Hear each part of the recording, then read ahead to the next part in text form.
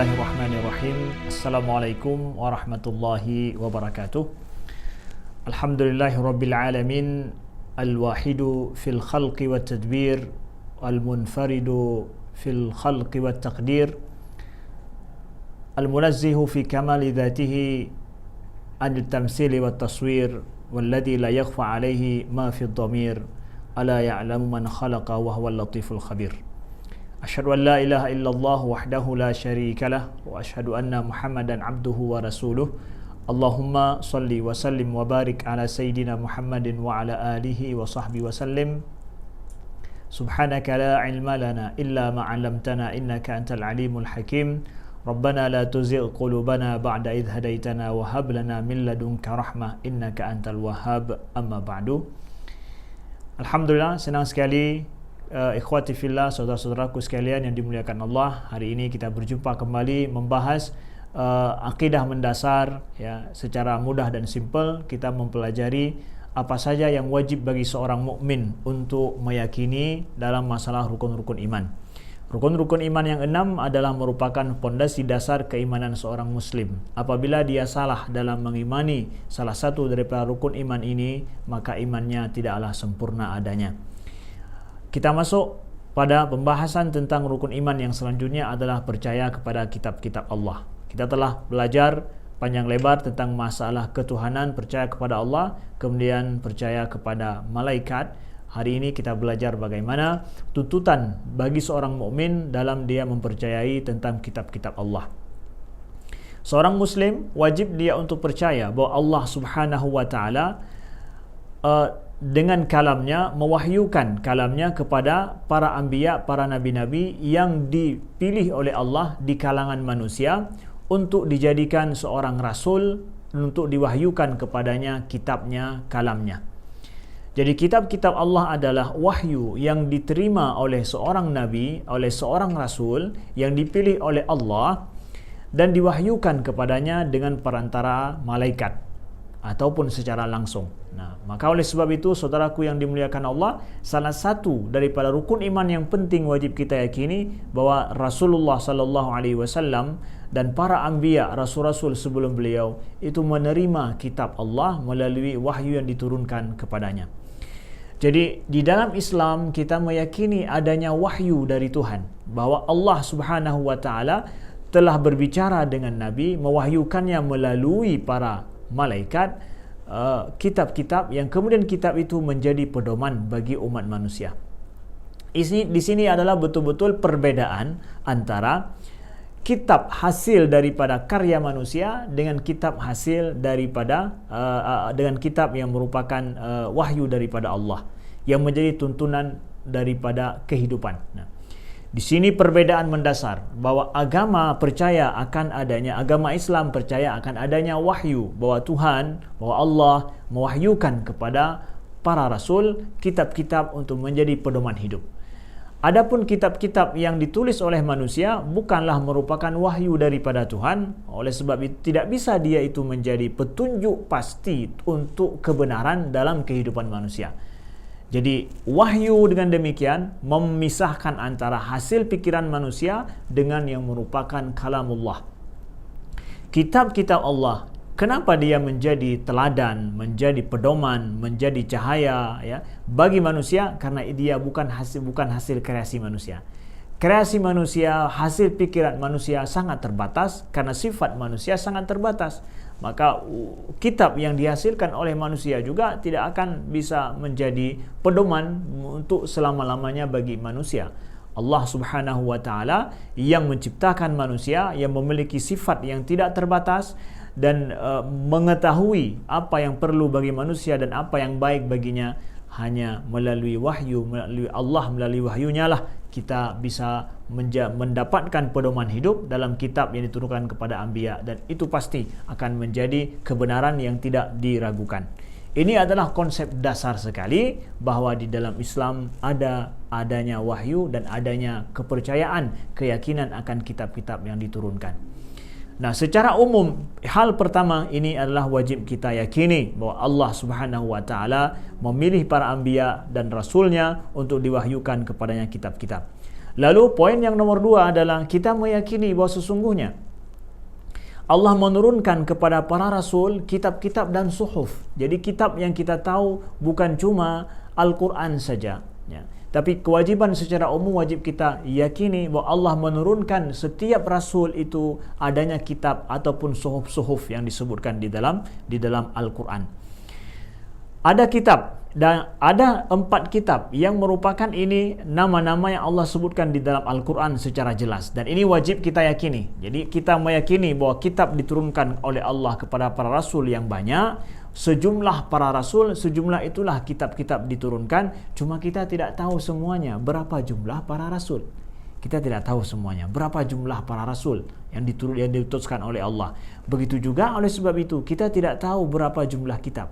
Tapi secara keyakinan wajib kita imani setiap para rasul itu diberikan oleh Allah kitab-kitab, walaupun kita tidak tahu siapa-siapa saja mereka dan apa saja nama kitab-kitab tersebut. Cuma yang wajib kita yakini secara detail bahwa ada di sana 4 kitab yang Allah sebutkan dalam Al-Quran, Allah turunkan kepada rasul-rasul sebelum Nabi Muhammad dan juga kepada Nabi Muhammad SAW. Allah sebutkan ada di sana yang namanya adalah kitab Zabur, ya. Allah sebutkan dalam surah An-Nisa ayat 163, wa ataina Dauda zabura, dan kami berikan kepada Daud itu Zabur. Jadi kitab Zabur diturunkan, diberikan kepada Nabi Daud. Begitu juga kemudian, ya, Allah sebutkan ada di sana kitab Taurat, dan juga kitab Injil, ya.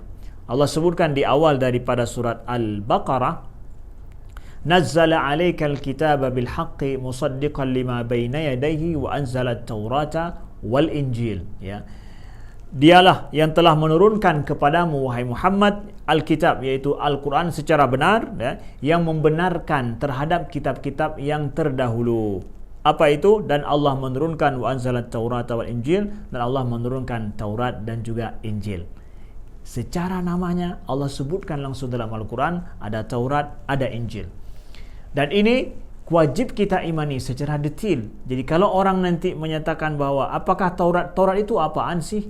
Injil itu apaan sih? Kita semua tahu itu adalah kitab Allah yang diturunkan kepada Injil kepada Nabi Isa dan Taurat kepada Nabi Musa. Tidak boleh seorang Muslim tidak tahu masalah itu. Dan janganlah kita mengatakan bahwa Taurat itu bukan kalam Tuhan, Taurat Injil itu bukan kalamullah. Taurat kalamullah, Injil kalamullah. Cuma berbeda dengan Taurat yang hari ini ada di tangan manusia dan Injil yang ada di tangan manusia. Ini perlu dibedakan. Kita meyakini bahwa Injil yang ada saat ini di tangan manusia, begitu juga Taurat yang ada di tangan manusia hari ini, itu adalah muharrafah, tidak asli sebagaimana adanya, karena tidak ada banyak hal di sana, banyak hal yang tidak sesuai dengan Al-Quran. Jadi oleh sebab itu kewajiban kita meyakini bahwa sesungguhnya Taurat itu aslinya adalah kalamullah, Injil itu aslinya kalamullah yang benar diturunkan kepada Nabi Musa dan juga kepada Nabi Isa. Begitu juga Zabur kepada Nabi Daud. Tapi untuk Injil, Zabur hari ini kalaulah ada, tidak wajib kita mengimani bahwa itulah kalamullah dan itulah merupakan yang diturunkan kepada nabi-nabi sebelumnya. Tidak wajib kita imani itu. Karena apa? Di dalamnya banyak hal-hal yang tidak sesuai dengan Al-Quran, karena Al-Quranlah akhirnya kitab terakhir diturunkan menjadi patron pedoman benar tidaknya kitab-kitab yang terdahulu yang ada di tangan manusia hari ini. Selanjutnya, saudaraku yang dimuliakan Allah, kita mengimani bahwa kitab-kitab yang diturunkan itu semua oleh Allah Subhanahu wa Ta'ala sebagai petunjuk bagi manusia. Dan kitab-kitab tersebut diberikan kepada para anbiya, kepada rasul, itu adalah untuk menjadi pedoman hidup bagi mereka saat itu, ya, bagi orang-orang yang didakwakan oleh rasul pada saat itu. Sedangkan Al-Quran ini adalah pedoman hidup bagi seluruh umat manusia, dan kemudian Al-Quran ini adalah untuk dengan adanya Al-Quran, maka ajaran ataupun kitab-kitab yang terdahulu sudah tidak berlaku lagi. Ya, sudah tidak berlaku lagi. Kalaupun ada para nabi ataupun kitab yang zaman dulu masih asli ada, ya. Misalkan ada Zabur, misalkan ada Injil yang masih benar, kemudian Taurat yang masih benar, maka itu sudah kadaluarsa, tidak berlaku lagi. Yang berlaku itu adalah hanya Al-Quran.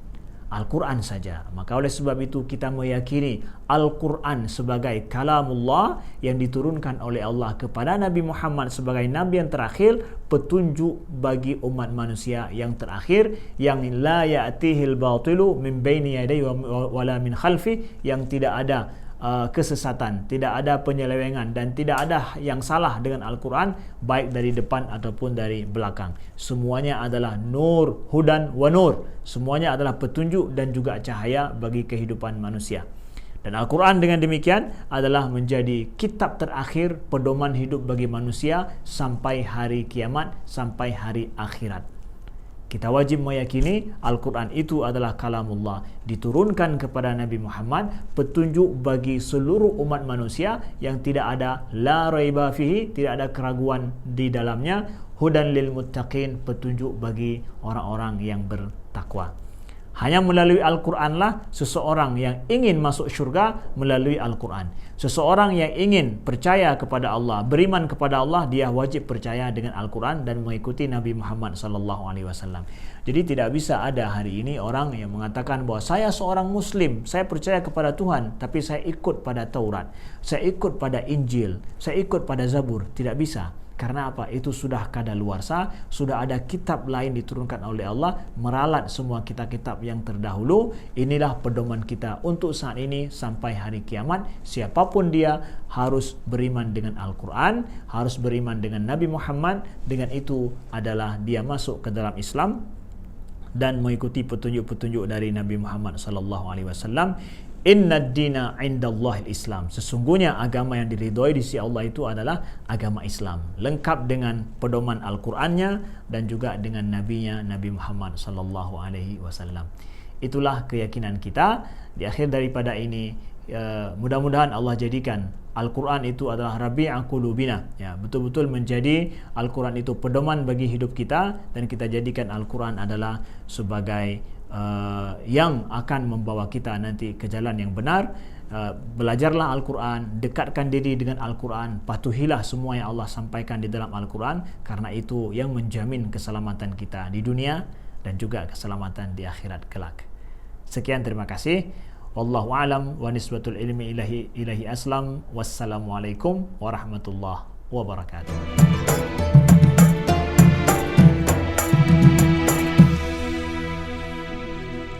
Ya, beriman kepada kitab-kitab Allah.